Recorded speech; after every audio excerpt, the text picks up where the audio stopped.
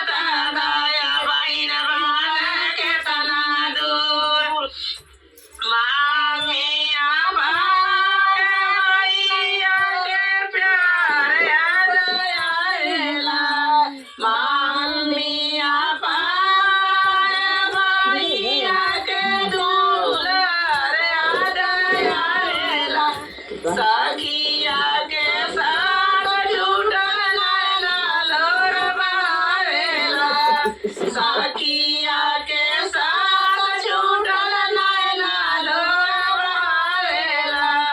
मोर बलम और सखिया के हाथ लोर बहावेला, सखिया के साथ झूठन